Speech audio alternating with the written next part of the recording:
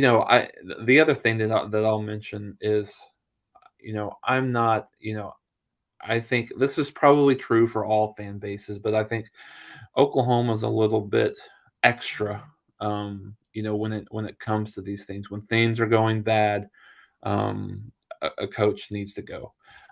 Where I stand in that is it's very hard to make coaching changes in the middle of the year for one, and I'm specifically talking about like coordinator, assistant coaches. I mean, you're not gonna get rid of a head coach 6 games into the season unless there's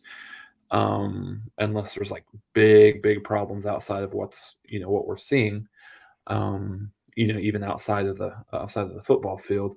But then you got so but when you look at this and you see that 6 games in, you're probably not going to fire any assistant coaches. However, what I will say is, if this team goes 3-9, if this team goes 4-8, the nature of the beast is something's going to happen. I don't know if that's Ted Rue from a defensive coordinator perspective, or who that is, but um, at a school that has huge expectations, like Oklahoma, you have to someone has to answer for a if it's a 3-9, a 4-8, 5-7 um, type of season. Someone's got to take the fall for that.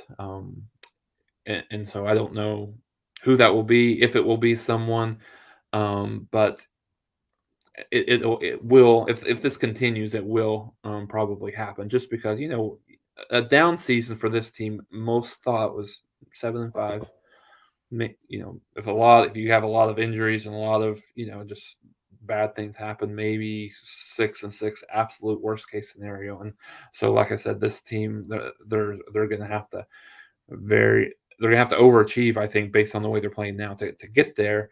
And so you have to kind of, I think, Mark, anytime things happen like this, you almost take a step back and think about, how did it get this bad, this quickly. And you'd mentioned Oklahoma being the top 10 team, last year towards the end of the season. And last year's team, as we know, was a little bit of a smoke and mirrors type of situation. They finished, they finished only losing the 2 games, but they had opportunities to lose, 3 or 4 of those games. But I think the difference is those were even if they would have lost those games, those were competitive games. But these aren't. So I think going forward, what you look for is effort, toughness, physicality, those things, as much as you can. I think effort's the number one thing, right? But um, I think getting some of those younger kids some time. I know that